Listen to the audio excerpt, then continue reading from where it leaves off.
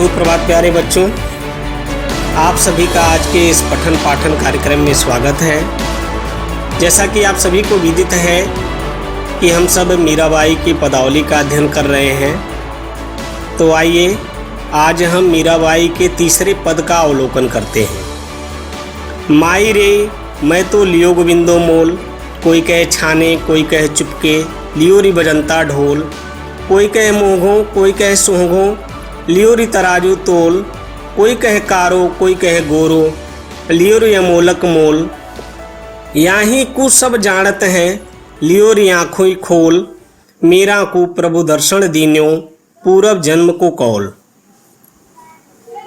प्रस्तुत पद हमारी पाठ्यपुस्तक में संकलित मीरा के पदों से उद्धृत किया गया है। प्रस्तुत पद में मीरा ने अपने आराध्य श्री कृष्ण के प्रति समर्पण की भावना को व्यक्त किया है।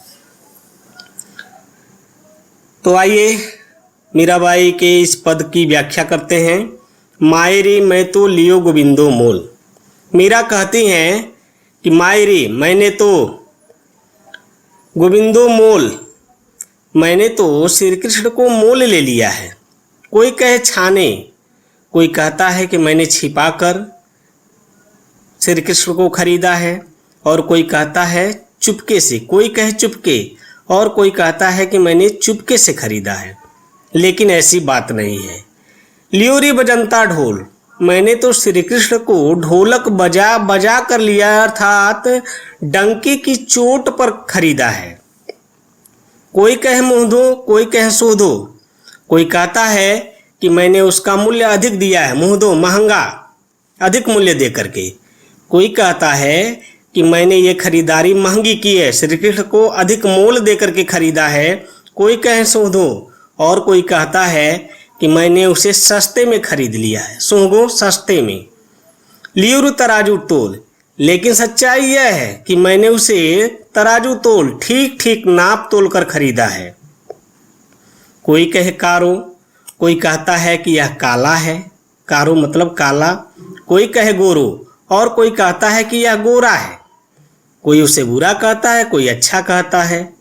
लियो री आँखी खोल, लेकिन मेरे लिए तो यह एक अमूल्य वस्तु है, और मैंने इसे पूर्ण रूप से खूब सोच समझ करके, आँखी खोल, खूब सोच समझ करके खरीदा है। मीरा को प्रभु दर्शन दीनो, मीराबाई कह रही हैं कि मेरे प्रभु श्री कृष्ण ने पूर्व जन्म को कौल, पूर्व जन्म की कौल मतलब प्रतिज्ञा, पूर्व जन्म की प्रतिज्ञा के कारण मेरे श्री कृष्ण मुझे दर्शन दिए हैं। मीरा को प्रभु दर्शन दीनो, पूर्व जन्म को कौल। मीराबाई कह रही हैं कि मेरे प्रभु पूर्व जन्म की अपनी प्रतिज्ञा के कारण दर्शन दीनो, मुझे दर्शन दिए हैं। काव्यगत सौंदर्य पर ध्यान देंगे। भाषा राजस्थानी मिश्रित ब्रज भाषा है। छंद आपको पता है गेय पद है। अलंकार रूपक और अनुप्रास अलंकार है। गुण प्रसाद गुण है। शब्द शक्ति लक्षणा है। तो आज बस इतना ही। इसकी व्याख्या आप अपनी उत्तर पुस्तिका में लिख लेंगे। धन्यवाद।